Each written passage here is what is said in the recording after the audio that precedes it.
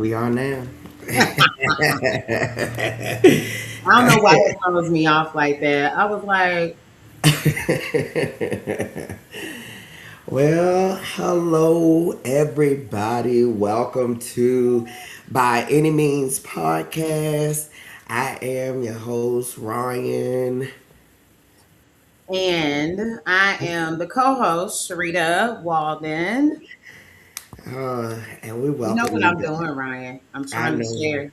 Share, share, I share. know it. Come on, while we're at it, while you're at it, and hey, listen, join in with us by liking, sharing, subscribing, tagging somebody while you're grabbing your lunch, while you're getting settled in, getting ready for another great episode of By Any Means. Listen, we got some good talk for today. As we are in the month of May, y'all know I love the month of May. Uh, you know, last week Why do you love the month of May, Ryan? I love the Please month share of with May us. because it is tourist season, and so the last episode I was 35. Now today's episode I'm 36. Okay, and so listen, I think I'm very thankful for 36 years around the sun and active and doing things in the community and just Yes, being alive. I'm grateful for it. So. yes, yes, Yeah. yes. Happy, happy birthday. Thank Happy you. new 365. Yes, yes. It's a great time to be alive. Most definitely. Hey, listen, especially with everything that's going on around in the world, I'm grateful to be alive. Grateful to be sound in my mind, which we are, the month of May, not only celebrates my birthday, but it celebrates mental health awareness. And so we're celebrating that and we are encouraging that and we are pushing that. We can't be our best selves if we're not mentally together. I know. Say So that again. Say it again, we are Reverend. not our best selves when we are not mentally together. Sometimes it takes a Mhm. little bit. Sometimes it takes some maneuvering. Sometimes it takes a little bit of this and a little bit of that to get it together. But hey, we're getting it together. So That's right. now, Jose, don't you come over here starting your stuff, okay? Mm-mm. Not yet. Tell them. Don't come start your stuff, okay? And I ain't got no, contact, so I have to lean in, y'all. And these Oh, glasses goodness. always have a reflection. So So listen, everybody. So as we all know, as we just talked about, we're talking about mental health today. But before we do that, before we get into our good conversation, we got some news for you. So keeping up with KYHRC. Um, on this Saturday, May 16th from 12 to 4, we will be gathering and partnering with Able Kentucky and for a pull up and grow Restore Your Voice event out at LaPorte Park. The address is 2529 Bank Street, Louisville, Kentucky, 40212. So come out and there'll be change today, change tomorrow. LOU, Vocal Kentucky, can't see the promise part. Hip Hop Sweet Shop. Now, y'all know I love me some Hip Hop Sweet Shop. So make sure y'all come out Saturday, May 16th from 12 to 4 at LaPorte Park, 2529 Bank Street. We'll be out there. So come and check us out. Also, next Thursday, it's kit making party time. So come out and join us next Thursday, May 21st, from 5:30 to 7 p.m. We'll be at the Louisville Recovery Community Connection Center. That address is 1700 South 5th Street. And so come out and be a part of the change. If you would like to donate, the information to donate is also on the bottom of this flyer, as well as you can go to our website, www.kyhrc.org. Lastly, our next episode of By Any Means podcast will be May 28th at 1 p.m. Make sure that you mark your calendars. Make sure that you check in with us. We love to have good conversation with you all. And let's go back. There we go. Oh, why you look like that while I come back? You're supposed to have Listen, I looked up and you called me. I was like trying to put my last post, like letting everybody know come in. I need a better way of doing this. Like, oh my God, you caught me at the wrong. I was like, oh goodness. We love you, Jose. Take care now. So yes, listen, we are as we're moving along in this, um, we really want to talk about mental health. We want to celebrate mental health. We want to encourage and push mental health. We're living in a time where mental health language is everywhere in campaigns and corporate emails, wellness check-ins, social media posts, but yet many people still feel emotionally exhausted. Some people even seem feel unseen, unsafe in various spaces, claiming to care about them. So this conversation is not about trends or performative wellness, but it is about emotional realities to carry inside systems that often reward silence more than honesty. So today, this month, our theme is wellness without performance. Wow, yes, now yes. that's gonna be a lot to unpack. Yes, it will. Yes, it will. I'm so glad we're talking about this. Not just for this month because there's a slight feeling of performance with the fact that we have awareness months, right? Everyone says that mental health matters. It matters. We see the campaigns, the awareness posts, we see the wellness check-ins and the hashtags. But there's something that happens, but what happens when the same systems, the same ones that are promoting the mental health awareness, are also creating environments rooted in burnout, silence, fear, overwork, productivity, right? Emotional suppression, and performative care, right? What happens with that? As Ryan said, this is not we don't create spaces where we just talk about it. We create the space to challenge ourselves and everyone that joins us. Hey Bree, to go beyond awareness. It's about alignment, right? It's about asking whether our own leadership in our spaces and as leaders, us as leaders, asking if our policies, if our practice, our walk, our institutions actually reflect the care that we claim to center. Because intent, it does not erase or negate impact, right, Ryan? Right. So we're gonna hop right into it, Ryan. So what's the first thing we're gonna talk about in this discussion post? What's the first thing we're gonna be discussing? Well, we want. Well, first, let's ground this episode. Okay.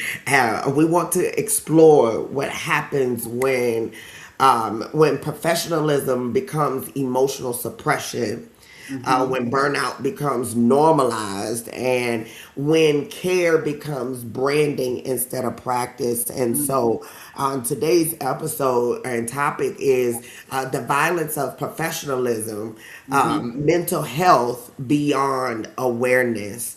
And so, awareness has become trendy, Mm-hmm. but the navigation and the structural support are still missing. And so, awareness alone does not create safety. It doesn't. And so, we want to break this down and talk about this mental health language and how expanded and faster than working or than the workplace culture has evolved. Mm-hmm. And so, we're gonna get down to the nitty gritty with this. So, Sharita, how has Um, just in your thought, have organizations confused awareness with accountability? So let's go there. Okay. Um, you know, I want to just take it there, right? Hmm. There was a large national organization called SAMHSA. Hmm. In this organization, Ryan, if you could look real quick so you can do the acronym, what SAMHSA means. I don't want to screw it up because there are people who are on this platform watching us that have no clue about some of the acronyms and the things we talk about because we do it every day, all day. We're in this. But SAMHSA, and once you find it, you could just cut in and say what SAMHSA stands for. It's SAMHSA. I think I said it right. My people will come in the comments and be like, "You did it wrong, sis." If so, but once you find that, I'm gonna talk about something that happened. Substance Abuse and Mental Health Services Administration. Say it again for the people in the back. And Substance Abuse and Mental Health Services Administration. Right.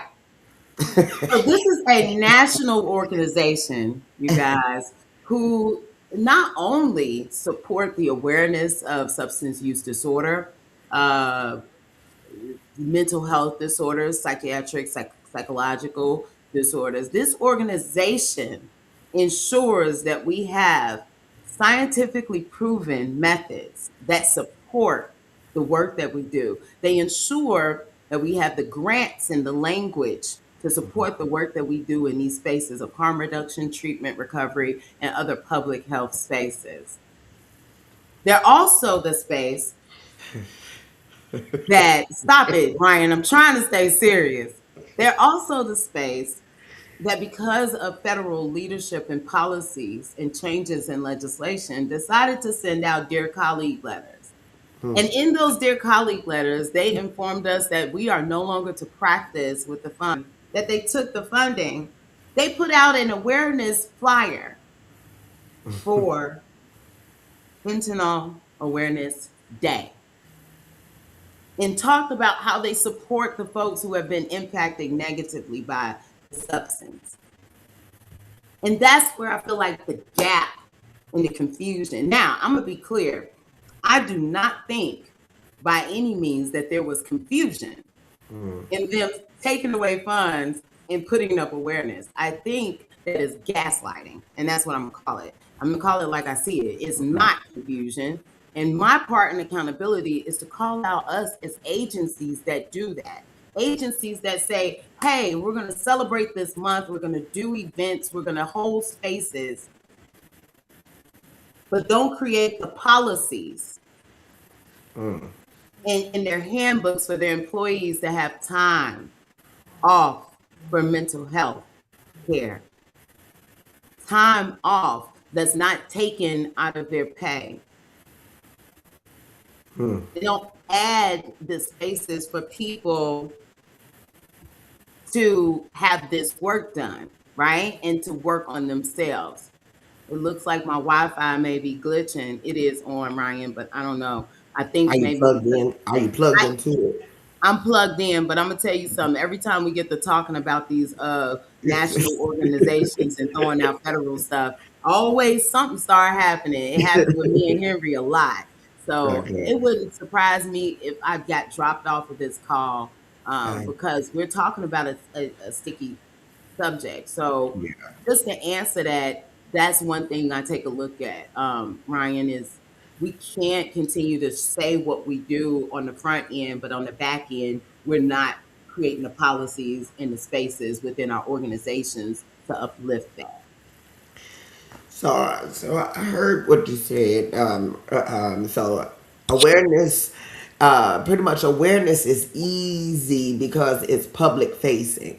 It's public Mhm. facing, and but to have the accountability part of it, it requires systems to change. Mm. And so it requires organizations to ask difficult questions like you ask, okay?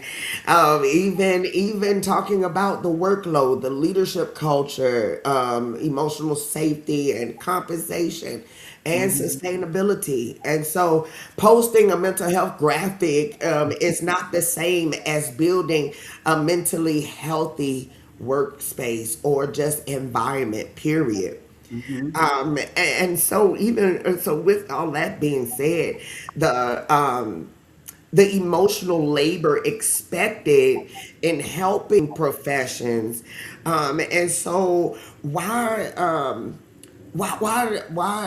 do so many people feel emotionally unsafe at work Mm. while working in helping professions? I mean, what do you think about that, Ryan? When you think about the spaces you've worked in, Mhm. what would you say has been your experience to create to feel like it was unsafe? What was some of your experience? I'm gonna bring it back to you because Okay. that's a lived experience piece, right? Yeah, definitely. The because helping, I would say because of helping professions often expect people to pour out from an empty cup. But While Ryan, what do they say though? They say you can't pour from you an empty can't, cup, but what does it look like when a place says we don't want you to pour from an empty cup, but right? then their behavior shows otherwise and expect you to? See, there, and in fact, there is pressure to always appear available.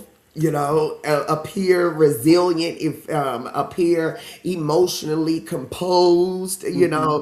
Having that mask on, is really what it boils down to be. And many workers are caring for communities while receiving very little care themselves. Mm, mm. Very Yeah, little you care. guys, y'all hear that? Like for us here at KYHRC, life happens, right?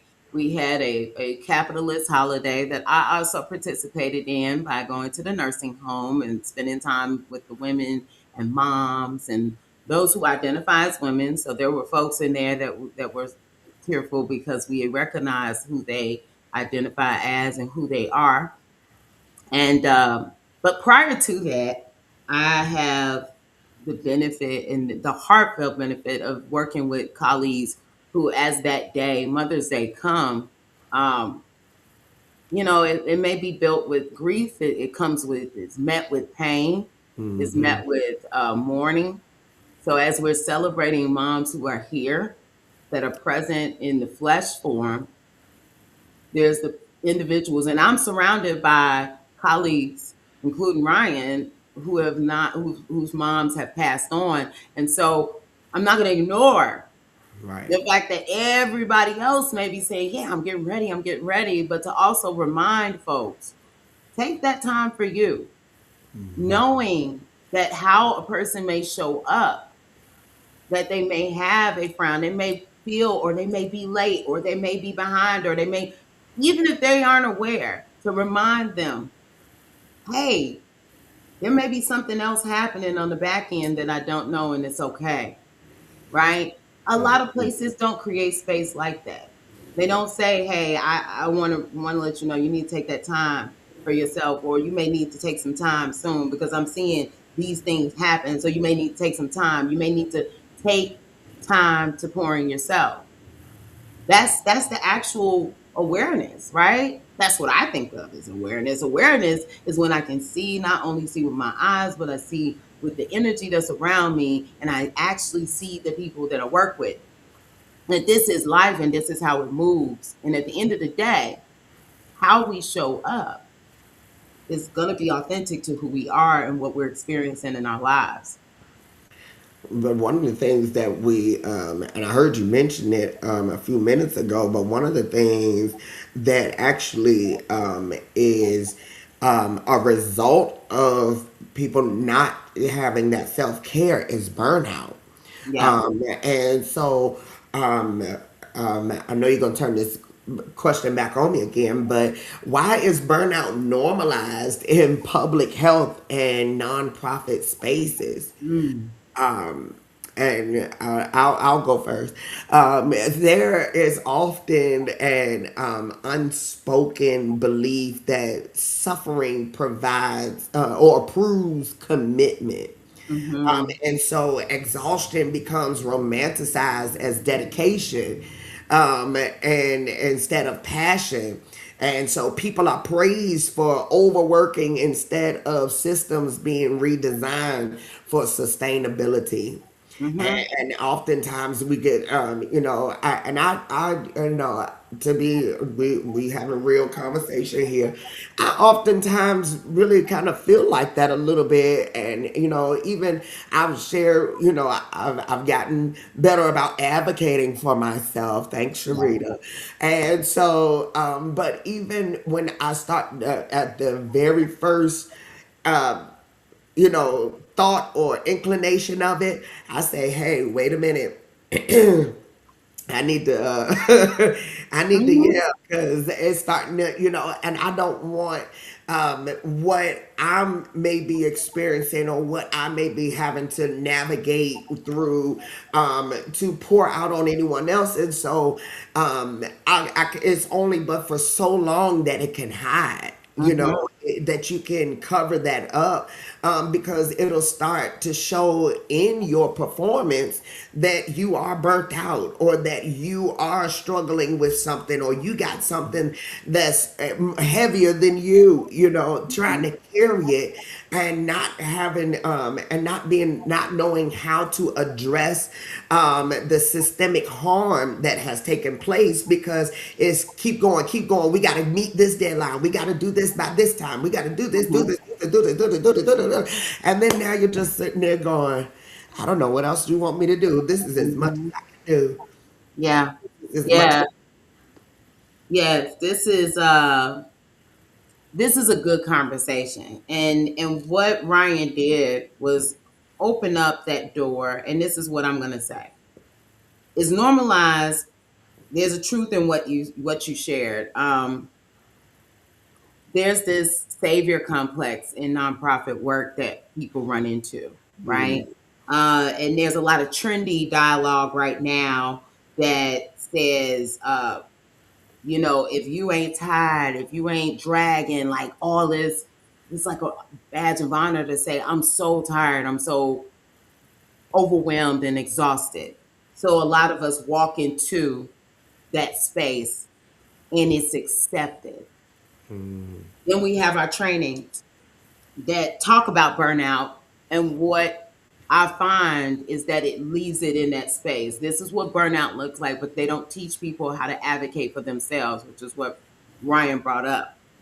And this is what it comes down to, you guys. Anytime you're working with people, anytime you're working with humans, with lives, you're going to run into that energy draining behavior, because that's what this work does to us. It is draining. I love it. At the same time, it's pulling on my energy.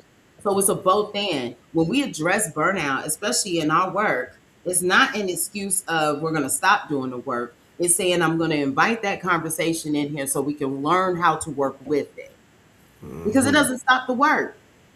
Right. It doesn't stop the work. It's how do I navigate this same work? How do I utilize my resources? So in Ryan asking the question, he answered it. The number one thing is learning how to advocate for yourself, using the language.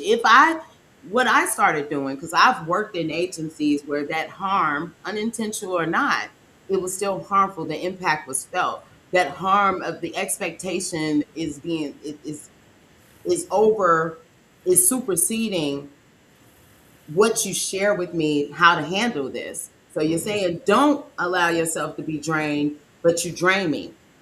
So what I did was say, oh, okay, hey, I started advocating. I'm drained. So you know how in that training you shared about mental health time and taking those days. I'm putting in time to take off.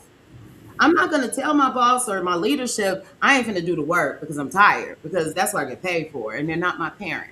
And at the end of the day, none of these spaces, what did my one of my supervisors had on their door, NBC, nobody cares. And this is what they're saying. Nobody cares in that institution, but who does care for me is the people I surround myself with.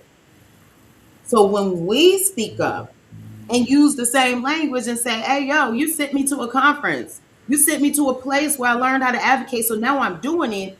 The response from those leadership spaces and those organizations are, aha, you're right. Then take that. Then do what you need to do. Because I'm giving you the tools, but this is the thing, you got to actually open the toolbox and use them.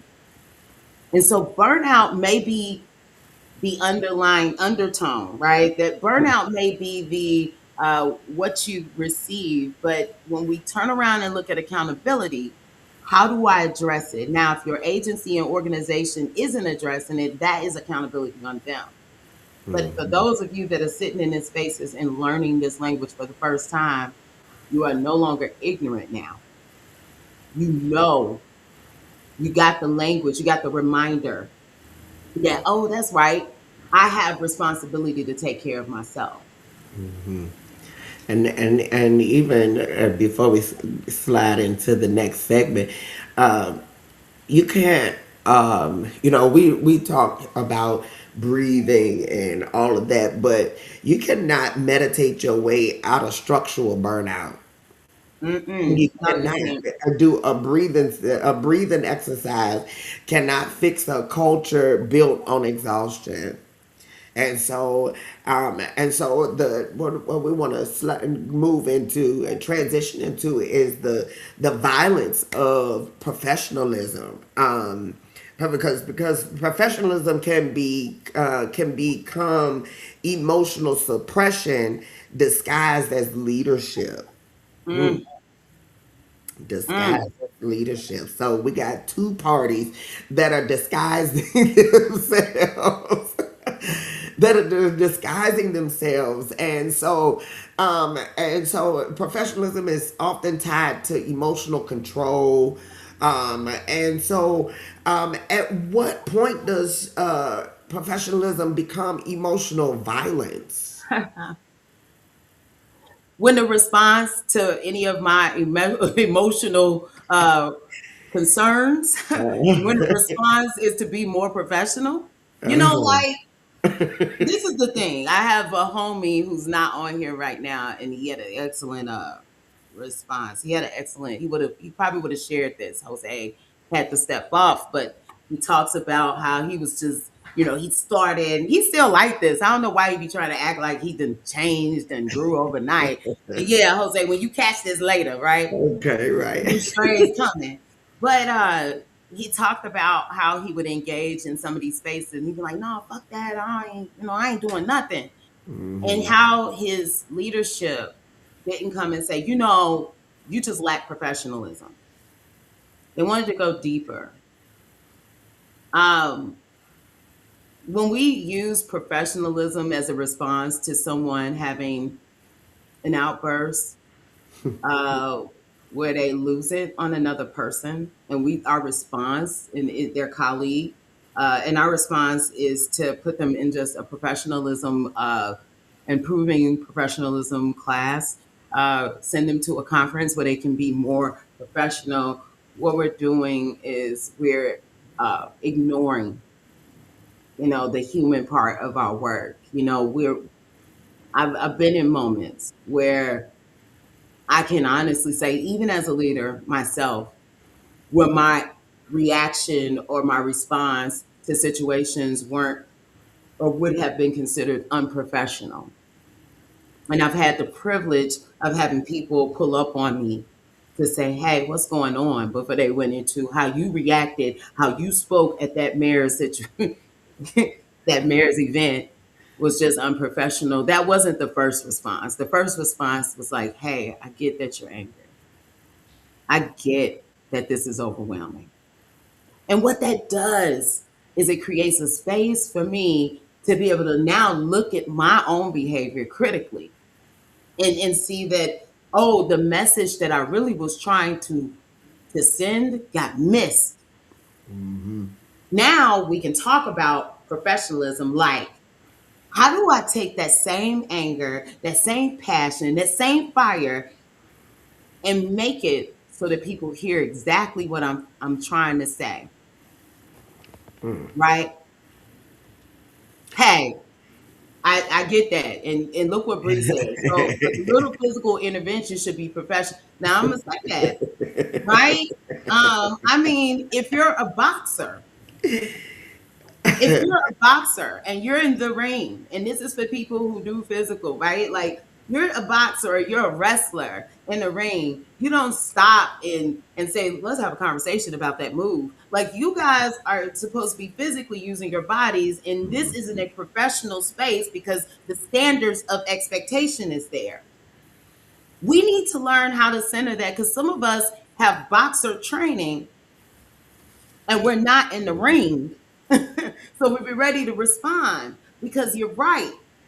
Sometimes that's where my mind go, because my lived experience on how I handle conflict rises up faster than what I was trained to do in that conference 2 years ago when we talk about de-escalation. So the violence, though, that's a big one. I think that some people may be triggered by this topic, Ryan, because And that's okay. right, people don't see their reactions in these spaces, even if it's words, if it's by email, if it's by silence, or how they respond to their staff. They don't see it as violence, but I think we need to unpack why we are choosing violence as the word. I want to say that many workplaces or systems prioritize performance over wholeness, Hmm. and so oftentimes it is the people are expected to suppress the grief, suppress the stress, suppress the fear, suppress the exhaustion, suppress Hmm. a humanity in order to be considered competent. And so it even and I got to be an advocate here. There are some leaders actually that are even expected to suffer quietly because they are a leader. You're in this role. Oh, don't go there. Oh, I'm we might as sorry. well. I'm sorry, I didn't let it out now. We might as well go Don't there. go there. The cat out the bag now, because literally the culture, there is a culture really that equates leadership with emotional invincibility. Mm. And so many leaders feel that they must carry pressure privately because vulnerability is viewed as weakness instead of honesty. And so if they have to do it themselves too, then now everyone on their team got to do it. Mm. Everyone that's under their supervision got to do the same thing too. Oh yeah. Now we talking about it.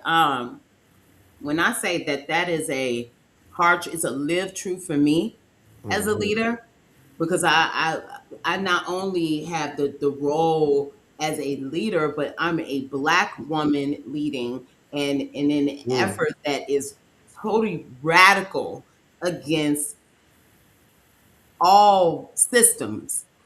So I'm a minority on top of being a minority in the minority space. Like, you can't get no more minority ass than that, right? And that's not even a word. But the fact that what you're naming is so real for me, even in this day, to walk into spaces where you are a leader and you're expected to carry the weight of professionalism and how you speak and how you address issues, the weight of both how you present and not to alarm the people who are subordinates or under you, because you're thinking about the whole picture, which leads to the abuse of power from the leadership over the over said leader. And I'm talking about the realness of it, because it's in real time. And I know that a lot of leaders that come to this space are navigating the same thing. And I'm here to tell you, I don't have the answer for that. I don't have the answer because I'm still trying to navigate it. And on top of that, I'm not doing it well all the time because it's a truth. How do we again?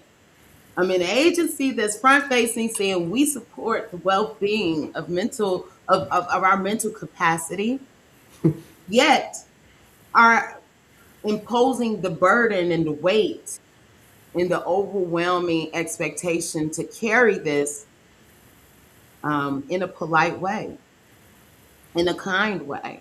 And yeah, this may be a space where I couldn't even, I wish, and maybe some leaders on here would share some of their experiences where they've been able to do that because you know that the complex, the conflict of how do I present and still be authentic, but at the same time, will this threaten my role or even my job security if I react, if I approach this the way that I feel like I need to?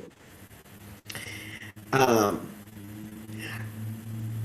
my thought pattern goes to who benefits? Mm, Who benefits from emotionally disconnected workplace culture? Systems that prioritize productivity, optics, and control often benefit when workers remain emotionally disconnected because disconnected people are less likely to challenge harmful environments. Wow. They're least likely, and that's without putting a name to anything. That's just all the way across the board. And so some systems really are more comfortable with burnt out workers and that are emotionally disconnected, mhm. but they are more comfortable with burnt out workers than emotionally honest ones because honesty forces accountability. Thanks for joining. By any means. And I wish I could. I've witnessed it. I've Mhm. witnessed sending a message that was very professionally sent, but it was emotionally honest in crickets recently. Wow. And I'm sitting with that because Mm. what do you expect a person to do when you lack to respond? Mm. Because, like Bree said, I'm from the South Side of Chicago, and I had the most militant parents that you could ever have. And like my son said, these hands, they have no gender. So you know, I'm like, and so I'm sitting here. It's mental health awareness month, Right. Brian. Yeah. And I'm watching people be at capacity with how much more they can hold in real time. And I feel it. And we're not having the authentic conversations. So you do see the pink elephant. It's not even pink anymore. I think the elephant is fuchsia or is like glow in the dark It's because neon. It's it's, neon. it's neon. It's bright because we're trying so hard, and it's crazy because you're sitting here and you're doing the work and you hear yourself talking and you're putting it out and you're like, but I'm trying to reflect it back to myself, but I can't. Because professionalism should never require people to abandon or compromise their humanity in exchange for a paycheck. Okay, I'm gonna Listen, stop. I really don't. I really don't see. wait a minute, let's take it to another level. I'm sitting here like, I done went back and forth in my head about my Dear John letter back to the SAMHSA, and I'm sitting here like, well, why can I say? Well, fuck your dear John letter. Like I'm like, what is wrong with that? Because they professionally said it to me. Okay. They literally gutted me, and I'm supposed to be like, wait a minute, hold up, let me be professional. And I'm like, what does that even mean? What does that what That's does okay. that mean? Just ask chat GPT. How do you tell your workplace? How do you tell? And that's crazy, right? Because we try so hard, and people don't understand psychologically. It's funny. I always say in recovery, we talk about we use the analogy of the soda bottle pop. You Uh-huh. shake it up, and you Gotta that open top it. once it explodes. But we are actually living and working and operating in environments that are constantly shaking us up and don't know. You guys, I'm gonna tell you something real quick. I canceled a whole all staff meeting that I was supposed to have because I needed some updates that I didn't get because I ain't shaking no bottles up. What the hell am I gonna do that for? That is the kind of work that we do. Real time, real talk. If if we want to talk about as we close out that section of emotional violence and how not to participate in that in the workplace at least, the first thing is don't play games in people's face. I'm using the language of the people.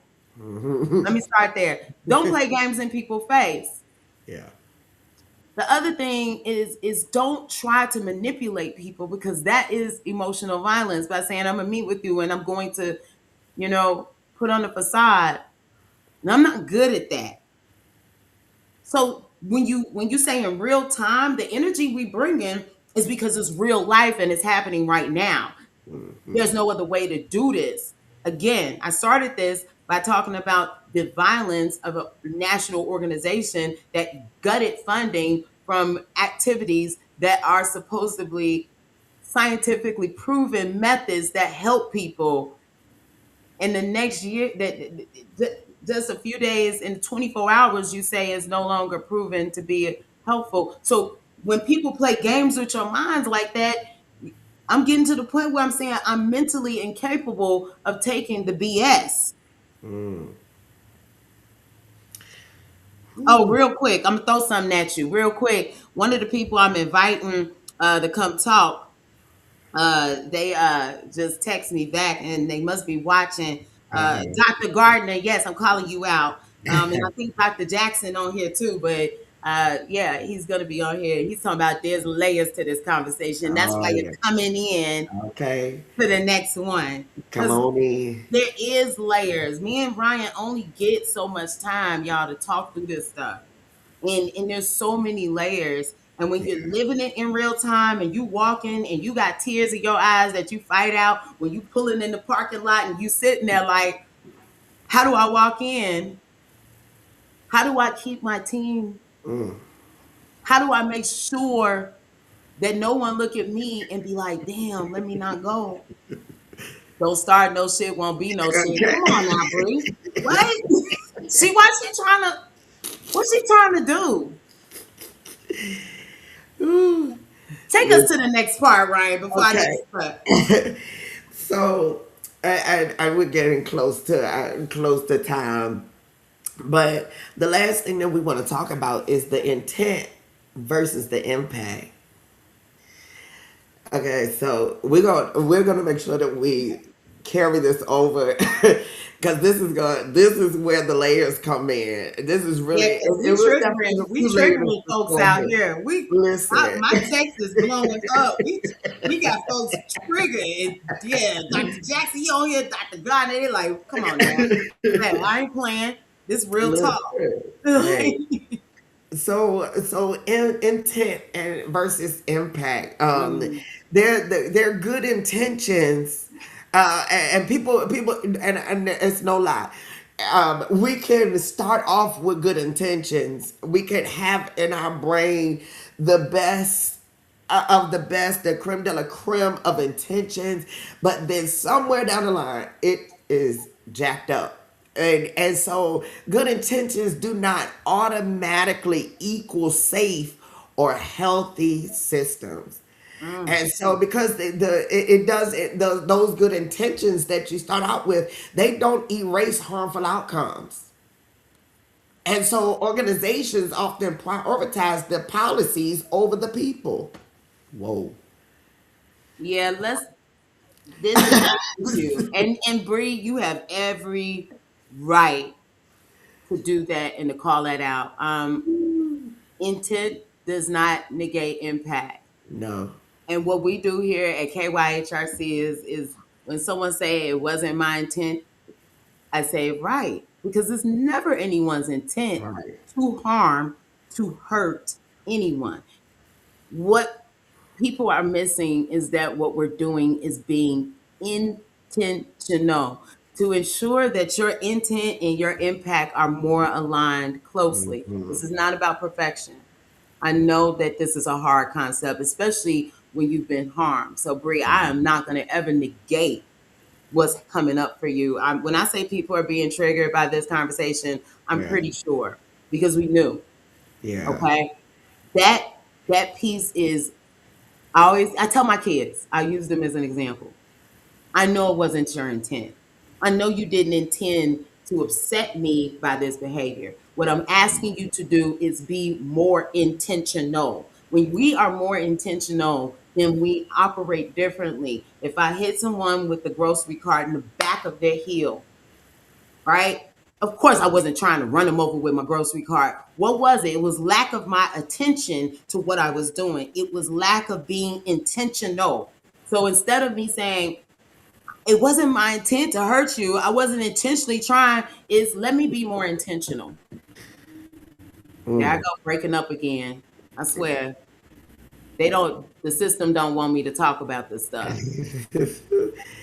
So, would it be safe to ask this question?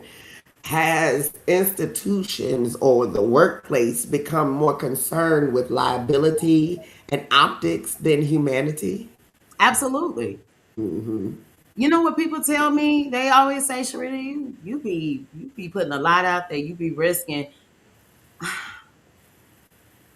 For me, the harmful impact is way more than the risk I'm gonna take, and that is where I'm open to learning lessons.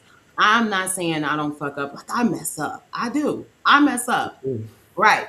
We know. Ryan, I did not need you to co-sign on that. Like No, I said y'all, me too. I thought you said listen, y'all, because Ryan be coming for he had a little. Y'all should see him in the office. It be them little slick ones.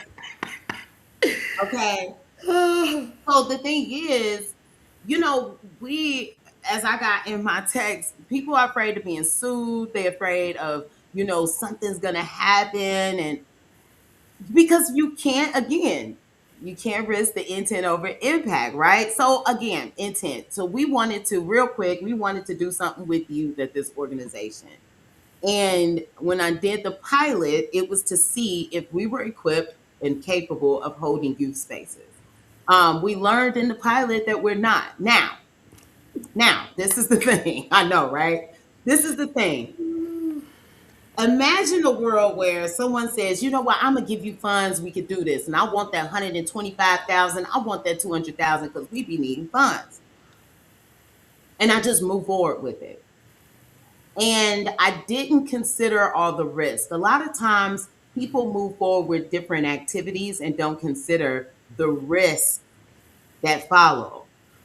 And that's the part to me. So when we say we're going to create spaces, we decided as an agency that we don't have the big funds in the HR department to offer people like mental health services. So what we did to remove a risk of us causing more harm is to say, okay, board, we want to collaborate with all these other agencies that provide services. We want to also implement something within our policies. And what we're working on today is mental health time off. We want to make sure that we are creating the spaces. We didn't say, well, we just going to go ahead and provide service. We got a licensed clinical social worker that can provide services to our employees. So we're going to do it because we want to be intentional about them. That's a risk. That's a risk to that partner that actually is a board member, that's a dual role, that's a fine line. Was it a good idea? Yeah, but is it a risk? So I think the issue is people are afraid. They lead with fear. They decide, you know what, since I can't do this, I won't do anything because I'm afraid. And a lot of people do it out of ignorance. They don't know what they can and can't do parameter wise, right? Mhm. I think that's where it comes from. Again, me being, I'm assuming positive intent that they do care, but they don't know how to care. That's what I Mhm. believe that the problem is. They do care, but how to do that?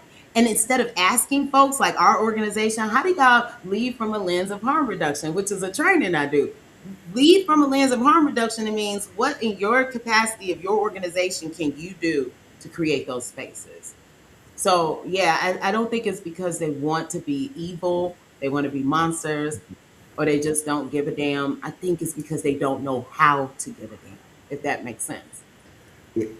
It does make sense actually because the good intentions they matter, the impact matters Right. too, Right. and so harm does not disappear simply because it was unintentional. And so the accountability, it looks like listening without defensiveness, Mm, acknowledging impact honestly, making structural changes, um, mm, even repairing the trust, because mine would have been lost from the beginning. Committing to doing better, moving forward, and mhm, sticking to it. Harm reduction is not just about substances.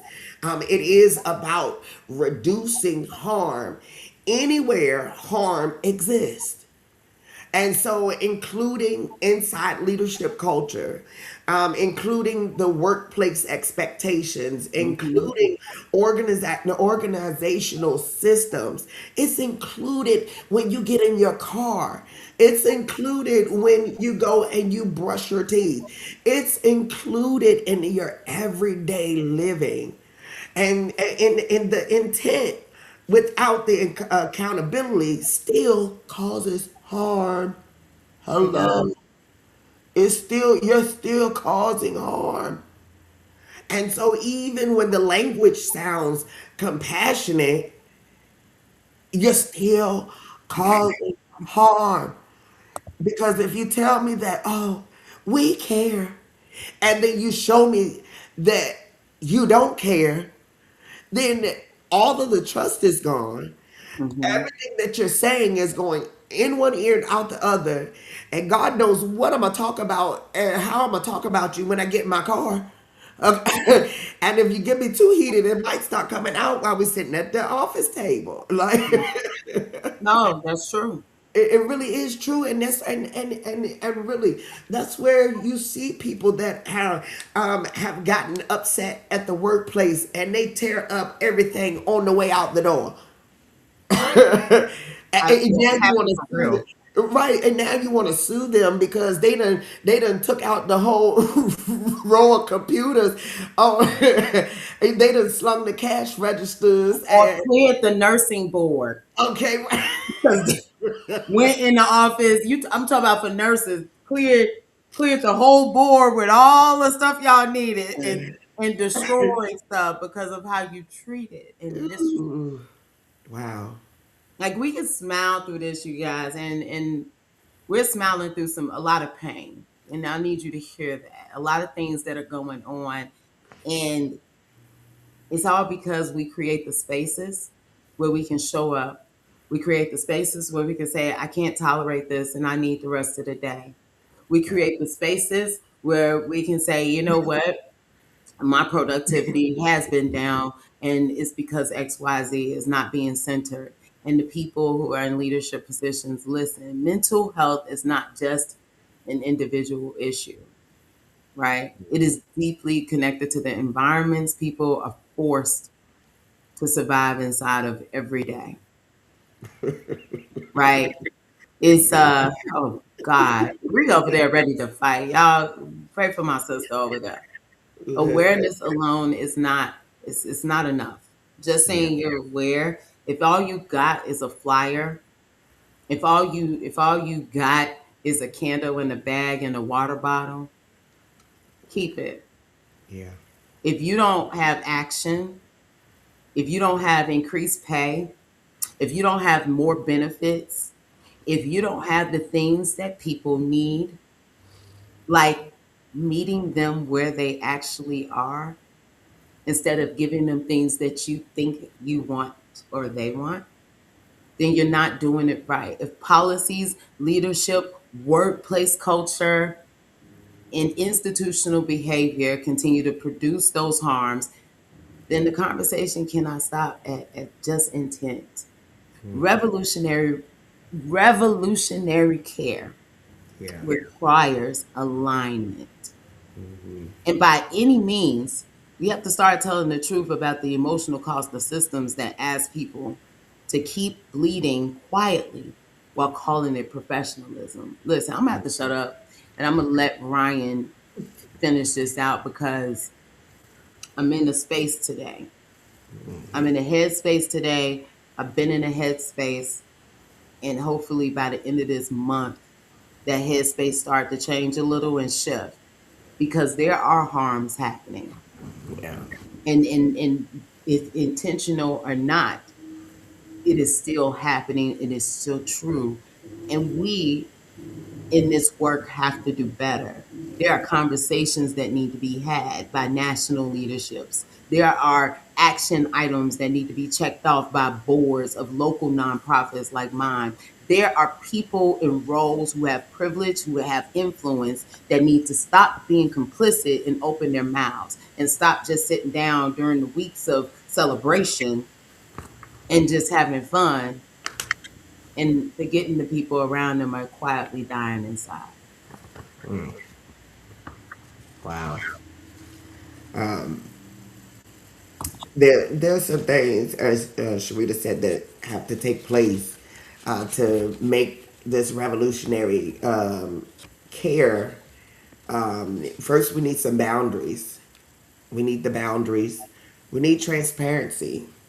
Got to be honest. Sustainable leadership has to come forth.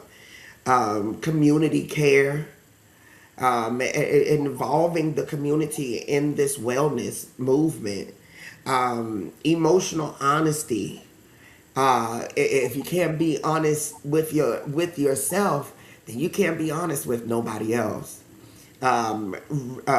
Reimagining workplace culture, but not just reimagining it, but actually implementing the change that needs to take place. Mhm. Leading with humanity. Put the people first. Mhm. Put the people first. You put the people first, the people will make sure that you stay first. Aligning values with action. Enough with just the talk, but where's the walk to go along with it? As we close out this episode, as a closing reflection, mental health awareness without structural change becomes merely performance, and majority of the time it comes out as piss poor performance.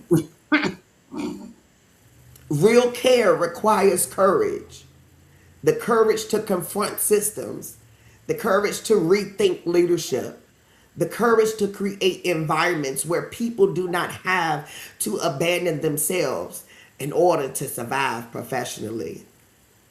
Listen, as a final charge to you, may we build communities.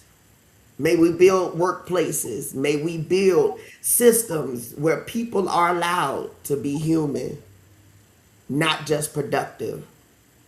Listen, the future of leadership is not emotional suppression, but the future of leadership is emotionally honest humanity.